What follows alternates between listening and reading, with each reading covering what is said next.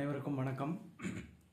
காலையில் பாப்பா என்கிட்ட கேட்கும் பொழுது, அப்பா எனக்கு ஐஸ்கிரீம் சாப்பிட்றதுனா பிடிக்கும், ரொம்ப ஹாப்பியாக இருப்பேன். ஆனால் என்னுடைய ஃப்ரெண்ட் ஒருத்திக்கு ஐஸ்கிரீம் சாப்பிட்றது பிடிக்கல அப்படின்னு சொன்னான். அப்படின்னா ஹாப்பினஸ்னால் என்ன அப்படிங்கிற கேள்வி அவள் கேட்கும்போதே எனக்குள்ளாரே வந்துடுச்சு.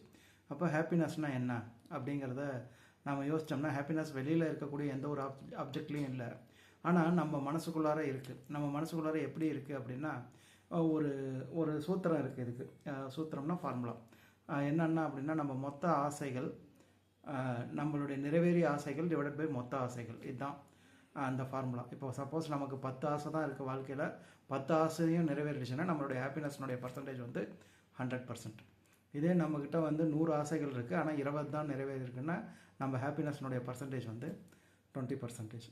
இதே நமக்கு 0 ஆசைகள் இருக்குது, நிறைவேறினது எத்தனையாக இருந்தாலும் அதை பற்றி நம்ம கவலை இல்லை. நமக்கு இருக்கிறதே 0 தான் இருக்குது ஆசை அப்படின்னா பார்த்திங்கன்னா, கீழே 0 இருக்குது, மேலே எந்த நம்பர் இருந்தாலும் அதனுடைய மதிப்பு இன்ஃபினிட்டி, அதாவது வரையறை இல்லாதது. ஸோ நம்மளுடைய ஆசைகள் குறைய குறைய நம்மளுடைய ஹாப்பினஸ் அதிகமாகும் அப்படின்னு சொல்லிட்டு ஹார்ட்ஃபுல்னஸ் அமைப்பினுடைய தலைவர் சொல்கிறார். நன்றி.